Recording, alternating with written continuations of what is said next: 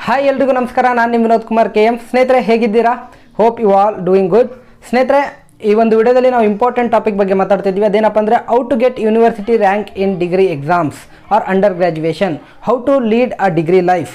ಈ ಒಂದು ವಿಡಿಯೋ ಬಹಳ ಬ್ರಾಡ್ ವಿಡಿಯೋ ಆಗಿರುತ್ತೆ. ಹಾಗಾಗಿ ನಾನು ಈ ಒಂದು ವ್ಯಾಸ್ಟ್ ಟಾಪಿಕ್ನ ಕವರ್ ಮಾಡೋಕ್ಕೆ ಈ ವಿಡಿಯೋ ಒಂದೇ ವಿಡಿಯೋದಲ್ಲಿ ಎಲ್ಲ ಮುಗಿಸೋಕ್ಕಾಗಲ್ಲ. ಹಾಗಾಗಿ ನಾನೇನು ಪ್ಲ್ಯಾನ್ ಮಾಡಿದ್ದೀನಿ ಅಂದರೆ ಈ ಒಂದು ಟಾಪಿಕ್ ಮೇಲೆ ವಿಡಿಯೋನ ಒಂದು ಸಿರೀಸ್ ಮಾಡೋಣ, ಒಂದು ಪ್ಲೇಲಿಸ್ಟ್ ಮಾಡೋಣ ಅಂದ್ಕೊಂಡಿದ್ದೀನಿ. ಇದು ಒಂದು ಪಾರ್ಟ್ 1 ವಿಡಿಯೋ. ಈ ಒಂದು ವಿಡಿಯೋದಲ್ಲಿ ನಾವು ಸ್ವಲ್ಪ ಬ್ರೀಫಾಗಿ ಸ್ವಲ್ಪ ಬ್ರಾಡ್ ಆಸ್ಪೆಕ್ಟ್ಸ್ನ ಡಿಸ್ಕಸ್ ಮಾಡಿ ಕೆಲವೊಂದು ಡಿಗ್ರಿ ಎಕ್ಸಾಮ್ನಲ್ಲಿ ಯಾವ ರೀತಿ ಸ್ಕೋರ್ ಮಾಡೋದು ಅನ್ನೋದ್ರ ಬಗ್ಗೆ ಸ್ವಲ್ಪ ಕೆಲವೊಂದು ಪಾಯಿಂಟ್ಸ್ಗಳ ಬಗ್ಗೆ ತಿಳ್ಕೊತ ಹೋಗೋಣ.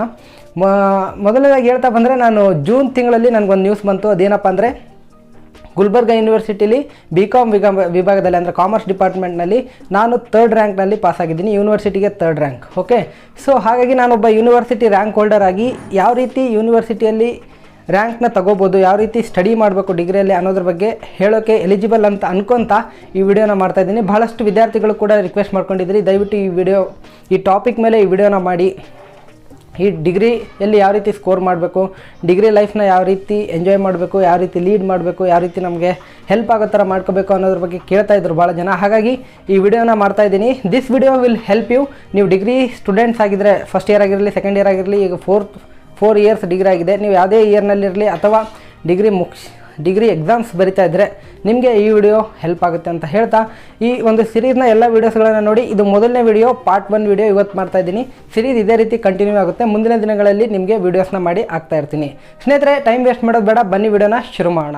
ಸ್ನೇಹಿತರೆ, ಮೊದಲನೇದಾಗಿ ನಾವು ಮಾತಾಡ್ತಾ ಬಂದರೆ ಅದೇನಪ್ಪ ಅಂದರೆ ಡಿಗ್ರಿ ಮಾರ್ಕ್ಸ್ ಇಂಪಾರ್ಟೆಂಟಾ ಅಂತ ಭಾಳ ಜನ ಕೇಳ್ತಾ ಇರ್ತಾರೆ. ಭಾಳ ಜನ ಏನಪ್ಪ ಅಂದರೆ ಡಿಗ್ರಿ ಅಂದಮೇಲೆ ಮಾರ್ಕ್ಸ್ ಇಂಪಾರ್ಟೆಂಟ್ ಅಲ್ಲ, ಡಿಗ್ರಿ ಲೈಫ್ನಲ್ಲಿ ನೀವು ಸ್ಕಿಲ್ ಬಿಲ್ಡ್ ಮಾಡಬೇಕು ಆ ರೀತಿ ಹೇಳ್ತಾ ಇರ್ತಾರೆ. ಡಿಗ್ರಿಯಲ್ಲಿ ಮಾರ್ಕ್ಸ್ಗೆ ಕಾನ್ಸಂಟ್ರೇಟ್ ಮಾಡಬೇಡಿ ಅಂತ ಹೇಳ್ತಾರೆ. ಇದು ಪಾರ್ಷಿಯಲಿ ತಪ್ಪು ಅಂತ ನಾನು ಹೇಳ್ತೀನಿ. ಯಾಕಪ್ಪ ಅಂದರೆ ಡಿಗ್ರಿಯಲ್ಲಿ ನಿಮಗೆ ಮಾರ್ಕ್ಸು ಇಂಪಾರ್ಟೆಂಟು, ಅದೇ ರೀತಿ ಸ್ಕಿಲ್ ಬಿಲ್ಡ್ ಮಾಡೋದು ಕೂಡ ಇಂಪಾರ್ಟೆಂಟು. ನಿಮ್ಮ ಮಾರ್ಕ್ಸ್ ಯಾರು ನೋಡ್ತಾರೆ? SLC PUC ಅಷ್ಟೇ ಮಾರ್ಕ್ಸು, ಡಿಗ್ರಿ ಬಂದಮೇಲೆ ಮಾರ್ಕ್ಸ್ ಯಾರು ನೋಡಲ್ಲ ಅಂತ ಹೇಳ್ತಾರೆ. ನೋ, ನೀವೇನಾದರೂ ಪ್ರೈವೇಟ್ ಜಾಬ್ಸ್ಗೆ ಅಪ್ಲೈ ಮಾಡ್ತಾಯಿದ್ರೆ ಕಂಪ್ನಿಯಲ್ಲಿ ನೀವು ಫಸ್ಟ್ ರೆಸ್ಯೂಮ್ ಹಾಕಿದಾಗ ನಿಮ್ಮನ್ನು ಶಾರ್ಟ್ ಲಿಸ್ಟ್ ಮಾಡೋಕ್ಕೆ ಇಷ್ಟು ಮಿನಿಮಮ್ ಪರ್ಸೆಂಟೇಜ್ ಅಂತ ಇರ್ತಾರೆ. 75, 60, 80% ಕೆಲವೊಂದು ಕಂಪ್ನಿಗಳಲ್ಲಿ ಫಿಕ್ಸ್ ಮಾಡಿರ್ತಾರೆ. ಸೊ ನೀವು ಅಷ್ಟು ಪರ್ಸೆಂಟೇಜ್ನ ನೀವು ಸ್ಕೋರ್ ಮಾಡಿಲ್ಲ ಅಂದರೆ ನಿಮಗೆ ಆ ಇಂಟರ್ವ್ಯೂ ಕಾಲೇ ಬರೋದಿಲ್ಲ. ಸೊ ನೀವು ನೆಕ್ಸ್ಟ್ ಸ್ಟೆಪ್ಗೆ ಹೋಗೋದೇ ಇಲ್ಲ. ಹಾಗಾಗಿ ನಿಮಗೆ ಜಾಬ್ಸ್ ಸಿಗೋದಿಲ್ಲ. ನಿಮ್ಮ ಫ್ಯೂಚರ್ ಕೆರಿಯರ್ಗೆ ಅದೊಂಥರ ಹೊಡ್ತಾ ಬೀಳುತ್ತೆ ಅಂತಲೇ ಹೇಳ್ಬೋದು. ಸೊ ಹಾಗಾಗಿ ಡಿಗ್ರಿಯಲ್ಲಿ ಕೂಡ ಚೆನ್ನಾಗಿ ಓದೋದು ಇಂಪಾರ್ಟೆಂಟ್. ನೀವು ಯೂನಿವರ್ಸಿಟಿ ರ್ಯಾಂಕ್ ಬರ್ರಿ ಅಂತ ಹೇಳಲ್ಲ, ಬಟ್ ನೀವು ಚೆನ್ನಾಗಿ ಓದಬೇಕು. ಮಿನಿಮಮ್ ಪರ್ಸೆಂಟೇಜ್ ಆದರೂ ನೀವು ಮೇಂಟೈನ್ ಮಾಡಬೇಕು ಡಿಗ್ರಿಯಲ್ಲಿ. ಸೊ ಡಿಗ್ರಿ ಅಂದ್ಬಿಟ್ಲೆ ಫುಲ್ ಎಂಜಾಯ್ ಲೈಫು ಇದಷ್ಟೇ ಮಾಡೋದಲ್ಲ, ಎಂಜಾಯ್ ಜೊತೆಗೆ ಓದೋದು ಕೂಡ ಮಾಡಬೇಕಾಗತ್ತೆ. ಸ್ನೇಹಿತರೆ, ನೆಕ್ಸ್ಟ್ ನೋಡ್ತಾ ಬಂದರೆ ಬೆನಿಫಿಟ್ಸ್ ಆಫ್ ಡಿಗ್ರಿ ನೋಡ್ತಾ ಬಂದರೆ, ನೀವು ಡಿಗ್ರಿ ಕಂಪ್ಲೀಟ್ ಮಾಡಿದರೆ ಬಹಳಷ್ಟು ಗೌರ್ಮೆಂಟ್ ಜಾಬ್ಸ್, ದೊಡ್ಡ ದೊಡ್ಡ ಹುದ್ದೆಗಳಿಗೆ ಇನ್ಕ್ಲೂಡಿಂಗ್ IAS ಕೂಡ ನೀವು UPSC ಎಕ್ಸಾಮ್ಸ್ ಕೂಡ ಬರಿಬೋದು. ಒಂದು ಎಲಿಜಿಬಿಲಿಟಿ ನಿಮಗೆ ಸಿಗುತ್ತೆ. PSI, IAS ಈ ರೀತಿ ದೊಡ್ಡ ದೊಡ್ಡ ಹುದ್ದೆಗಳಿಗೆ ನೀವು ಎಲಿಜಿಬಲ್ ಆಗ್ತೀರಿ ಡಿಗ್ರಿ ಮುಗಿಸಿದರೆ. ಆದರೆ ನೀವು ಡಿಗ್ರಿ ಮಾಡಿಲ್ಲ, ಓನ್ಲಿ ಸೆಕೆಂಡ್ PUC ಮಾಡಿದ್ರೆ ಅಂದರೆ ನೀವು ಕ್ಲರ್ಕ್ ಹುದ್ದೆಗಳಿಗೆ ಅಷ್ಟೇ, ಸೆಕೆಂಡ್ ಗ್ರೂಪ್ C ಹುದ್ದೆಗಳಿಗೆ, ಇದು ಗ್ರೂಪ್ Cನೂ ಬರೋಲ್ಲ, ಗ್ರೂಪ್ C ಮತ್ತು D ಕೆಲವೊಂದು ಹುದ್ದೆಗಳಷ್ಟೇ ಬರ್ತವೆ. ಗ್ರೂಪ್ C ಫುಲ್ಲು ಬರಬೇಕಂದ್ರೂ ನಿಮಗೆ ಡಿಗ್ರಿ ಬೇಕಾಗುತ್ತೆ. ಸೊ ಹಾಗಾಗಿ ನಿಮಗೆ ಡಿಗ್ರಿ ಒಂದು ಒಳ್ಳೆ ಎಲಿಜಿಬಿಲಿಟಿ ಕೊಡುತ್ತೆ. ಮತ್ತು ಡಿಗ್ರಿಯಲ್ಲಿ ರ್ಯಾಂಕ್ ಬರೋದ್ರಿಂದ ಏನು ಅಡ್ವಾಂಟೇಜ್ ಅಪ್ಪ ಅಂತ ಕೇಳ್ತಾ ಇರ್ತಾರೆ. ಡಿಗ್ರಿಯಲ್ಲಿ ರ್ಯಾಂಕ್ ಬರೋದ್ರಿಂದ ನಿಮ್ಮ ರೆಸ್ಯೂಮ್ಗೆ ಒಂದು ವ್ಯಾಲ್ಯೂ ಆ್ಯಡ್ ಆಗುತ್ತೆ. ಫಾರ್ ಎಕ್ಸಾಂಪಲ್, ನೀವು ಒಬ್ಬ ಇಂಟರ್ವ್ಯೂ ಕಡೆ ನಿಮ್ಮ ರೆಸ್ಯೂಮ್ ಕೊಟ್ಟಾಗ ಅವ್ರೇನಾದರೂ ನಿಮ್ಮ ಡಿಗ್ರಿ ಮಾರ್ಕ್ಸ್ ನೋಡ್ತಿದ್ದಾಗ ಯೂನಿವರ್ಸಿಟಿ ರ್ಯಾಂಕ್ ಹೋಲ್ಡರ್ ಅಂತೇನಾದರೂ ಇದ್ದರೆ ನಿಮಗೆ ಒಂದು ಸ್ವಲ್ಪ ಸ್ಪೆಷಲ್ ಕೇರ್ ಸಿಗುತ್ತೆ ಅಂತಲೇ ಹೇಳ್ಬೋದು. ಯಾಕಪ್ಪ ಅಂದರೆ ನೀವು ಎಲ್ಲರಲ್ಲಿ ಒಬ್ಬರು ಆಗಲ್ಲ, ನೀವೇ ಸ್ವಲ್ಪ ಡಿಫ್ರೆಂಟ್ ಆಗಿ ಕಾಣ್ತೀರಿ. ಯಾಕಪ್ಪ ಅಂದರೆ ನೀವು ಯೂನಿವರ್ಸಿಟಿ ರ್ಯಾಂಕ್ ಹೋಲ್ಡರ್ ಆಗಿರ್ತೀರಿ, ಅಂದರೆ ಚೆನ್ನಾಗಿ ಓದ್ತೀರಿ, ಚೆನ್ನಾಗಿ ಕಷ್ಟಪಡ್ತೀರಿ, ನೀವು ಒಳ್ಳೆ ಡಿಸಿಪ್ಲಿನ್ಡ್ ಹುಡುಗ ಅನ್ನೋದು ಅವರಿಗೆ ಇಂಡೈರೆಕ್ಟಾಗಿ ಮೈಂಡಲ್ಲಿ ಫೀಡ್ ಆಗುತ್ತೆ. ಸೊ ಇದು ಒಂದು ಅಡ್ವಾಂಟೇಜ್ ಅಂತಲೇ ಹೇಳ್ಬೋದು. ಈ ರೀತಿ ಹಲವಾರು ಅಡ್ವಾಂಟೇಜಸ್ಗಳಿವೆ. ನಾವು ಯಾವ ರೀತಿ ಡಿಗ್ರಿಯಲ್ಲಿ ಅತಿ ಹೆಚ್ಚು ಸ್ಕೋರ್ ಮಾಡ್ಬೋದು ಮತ್ತು ಯಾವ ರೀತಿ ಯೂನಿವರ್ಸಿಟಿ ರ್ಯಾಂಕ್ ಬರ್ಬೋದು ಅನ್ನೋದಕ್ಕೆ ಕೆಲವೊಂದು ಪಾಯಿಂಟ್ಸ್ಗಳನ್ನು ಈ ವಿಡಿಯೋದಲ್ಲಿ ಡಿಸ್ಕಸ್ ಮಾಡೋಣ. ಮುಂದಿನ ಪಾರ್ಟ್ ಬರ್ತಾವಲ್ಲ, ಮುಂದಿನ ವಿಡಿಯೋಗಳಲ್ಲಿ ಡೀಟೇಲ್ ಆಗಿ ಡಿಸ್ಕಸ್ ಮಾಡ್ತಾ ಹೋಗೋಣ. ಮೊದಲನೇದಾಗಿ ಬರುತ್ತೆ ಅದೇನಪ್ಪ ಅಂದರೆ attend the classes, don't miss classes for unnecessary reasons. ಸ್ನೇಹಿತರೆ, ಭಾಳಷ್ಟು ವಿದ್ಯಾರ್ಥಿಗಳೇನೆಂದರೆ 10th ಮತ್ತು ಸೆಕೆಂಡ್ PUCಯಲ್ಲಿ ಫುಲ್ಲು ಸೀರಿಯಸ್ ಆಗಿ ಓದ್ತಾ ಇರ್ತಾರೆ. ಬಟ್ ಡಿಗ್ರಿ ಬಂದರೆ ಏನಾಗುತ್ತೋ ಗೊತ್ತಿಲ್ಲ. ಡಿಗ್ರಿ ಬಂದ ತಕ್ಷಣ ಕ್ಲಾಸ್ಗೆ ಸರಿಗೆ ಹೋಗಲ್ಲ. ಮೊದಲನೇದಾಗಿ ಕೆಲವೊಬ್ರು ಕ್ಲಾಸ್ಗೆ ಹೋಗಲ್ಲ, ಕೆಲವೊಬ್ರು 1 ಕ್ಲಾಸ್ 2 ಕ್ಲಾಸ್ ಇರ್ತಾವೆ ಬಿಡಪ್ಪ, ಅದಕ್ಕೆ ಯಾಕೆ ಹೋಗ್ತಾರೆ. ಕೆಲವೊಬ್ರು ಮನೇಲೇ ಓದ್ಬಿಡ್ತೀನಿ ನಾನು ಕುಂತ್ಕೊಂಡು, ಅಲ್ಲಿ ಹೋಗಿ ಲೆಕ್ಚರ್ ಏನು ಹೇಳ್ತಾನೆ ಅಂತ ನಾನು ಕೇಳಿ, ಈ ರೀತಿ ನಿಮಗೆ ಒಂಥರ ಹ್ಯಾಬಿಟ್ಸ್ ಕ್ರಿಯೇಟ್ ಆಗುತ್ತೆ. ಈ ರೀತಿ ಹ್ಯಾಬಿಟ್ಸ್ ಕ್ರಿಯೇಟ್ ಆಗಬಾರ್ದು. ನೀವು ಪ್ರತಿಯೊಂದು ಕ್ಲಾಸ್ನೂ ಅಟೆಂಡ್ ಮಾಡೋಕ್ಕೆ ಟ್ರೈ ಮಾಡಬೇಕು. ಫಾರ್ ಎಕ್ಸೆಪ್ಷನಲ್ ಕೇಸಸ್, ಆರಾಮಿಲ್ಲ, ಹೋಗೋಕ್ಕಾಗಲ್ಲ, ಕೆಲವೊಂದು ಮೇನ್ ರೀಸನ್ಸ್ಗೆ ನೀವು ಕಾಲೇಜ್ ಬಿಡಿ, ಬೇಡನಲ್ಲ. ಬಟ್ ಸುಮ್ಮನೆ ಕಾಲೇಜ್ ಬಿಡೋದು, ಸುಮ್ಮನೆ ಎಲ್ಲೆಲ್ಲಿಗೂ ಹೋಗೋದು, ಈ ರೀತಿ ಮಾಡೋಕ್ಕೆ ಹೋಗಬೇಡಿ. ನಿಮ್ಮ ಡಿಗ್ರಿಯಲ್ಲಿ ಮೋರ್ ದೆನ್ ಎನಫ್ ಟೈಮ್ ಸಿಗುತ್ತೆ, ನೀವು ಎಂಜಾಯ್ ಮಾಡ್ಬೋದು. ನಿಮಗೆ ಒಂದೊಂದು ತಿಂಗಳು ಕೂಡ ನಿಮಗೆ ರಜೆಗಳು ಸಿಗುತ್ತೆ, ನೀವು ಎಲ್ಲಿ ಬೇಕಲ್ಲಿ ಟೂರ್ಗೆ ಹೋಗ್ಬೋದು. ಆ ಟೈಮ್ನ ಎಂಜಾಯ್ ಮಾಡಿ. ಬಟ್ ಕ್ಲಾಸ್ ಅವರ್ಸ್ನಲ್ಲಿ ಬಂಕ್ ಮಾಡೋದು, ಜಾಸ್ತಿ ಬಂಕ್ ಮಾಡಬೇಡಿ.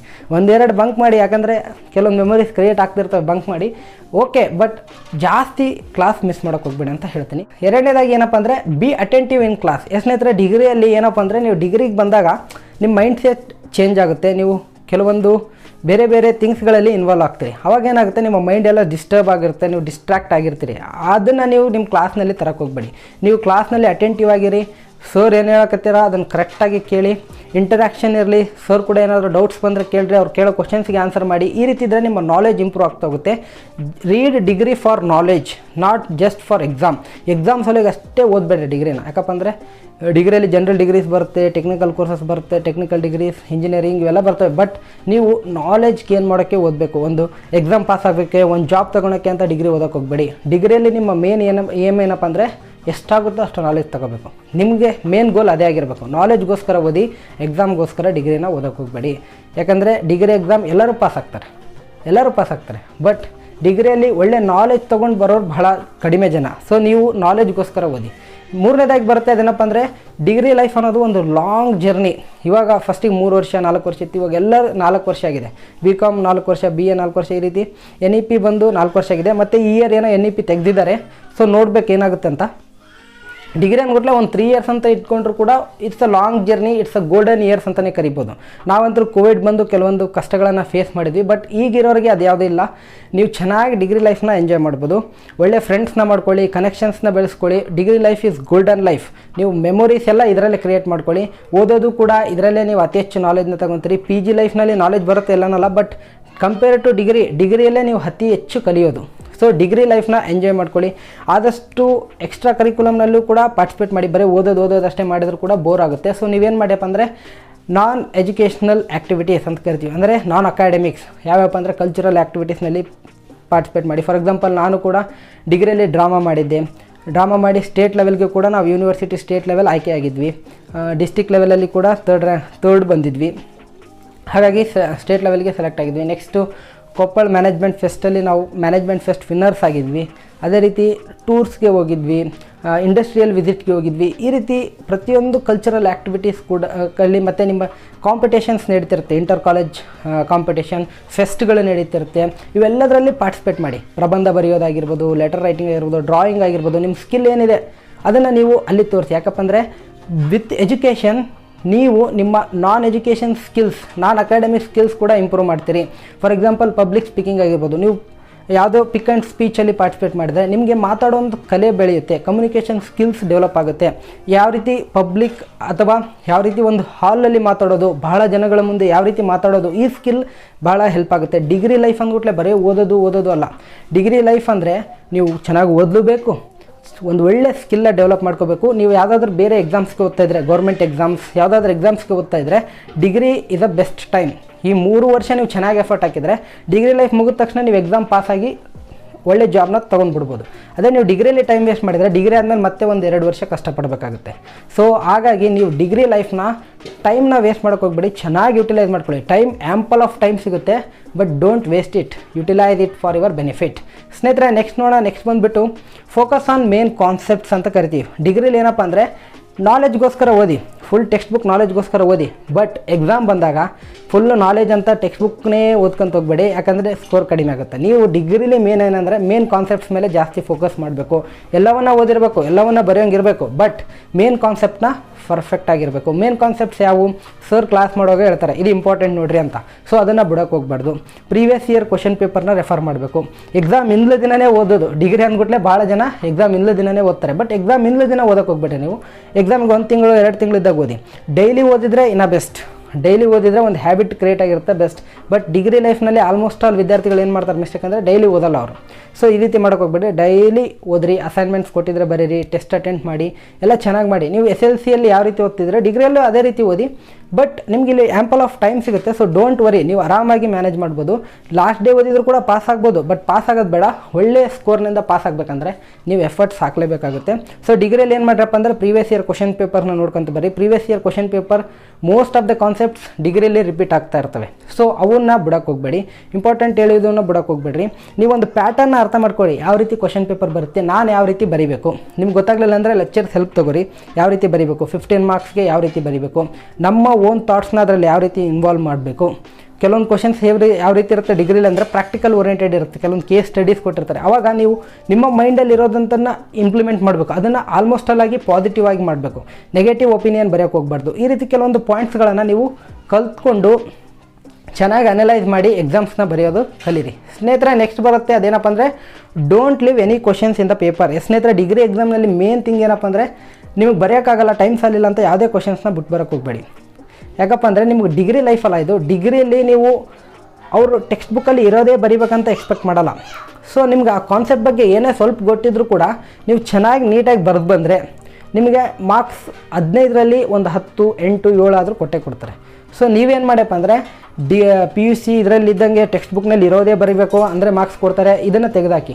ಡಿಗ್ರಿ ಲೈಫ್ನಲ್ಲಿ ಓನಾಗಿ ಕೂಡ ಬರಿಬೋದು. ಟೆಕ್ಸ್ಟ್ ಬುಕ್ಕಲ್ಲೇ ಇರೋದೇ ಬರೀಬೇಕು, ಕಂಟೆಂಟೇ ಬರೀಬೇಕು. ಬಟ್ ನಿಮ್ಗೆ ಗೊತ್ತಿಲ್ಲ ಕಂಟೆಂಟ್ ಅಂದಾಗ ನೀವು ಓನಾಗಿ ಕೂಡ ಡಿಗ್ರಿನಲ್ಲಿ ಬರಿಬೋದು. ಸೊ ಇದನ್ನು ಕೂಡ ಇನ್ಕ್ಲೂಡ್ ಮಾಡ್ಕೊಳ್ಳಿ. ಕ್ವಶನ್ ಪೇಪರ್ನಲ್ಲಿ ಕ್ವಶನ್ಸ್ ಬಿಟ್ಟು ಬರೋಕ್ಕೆ ಹೋಗಬೇಡಿ, ಗೊತ್ತಿದ್ದನ್ನು ಬರೆದು ಬರ್ರಿ. ಓಕೆ, ಆದಷ್ಟು ಎಲ್ಲವನ್ನು ಕವರ್ ಮಾಡಿದರೆ ನಿಮ್ಗೆ ಗೊತ್ತಿರಲಾದ ಕ್ವಶನ್ಸ್ ಬರೋಲ್ಲ. ಅಕಸ್ಮಾತ್ ಬಂತು ಅಂದರೂ ನೀವು ಟೆನ್ಷನ್ ಆಗದೆ ನಿಮ್ಗೆ ಎಷ್ಟು ಗೊತ್ತಿದ್ದೇನೋ ಅಷ್ಟು ಬರೆದು ಬರ್ರಿ, ಸುಮ್ಮನೆ ಬಿಟ್ಟು ಮಾರ್ಕ್ಸ್ ಕಳ್ಕೊಳಕ್ಕೆ ಹೋಗಬೇಡಿ. ಸ್ನೇಹಿತರೆ ಲಾಸ್ಟಿಗೆ ನೋಡೋಣ ಅದೇನಪ್ಪ ಅಂದರೆ focus on quality not quantity.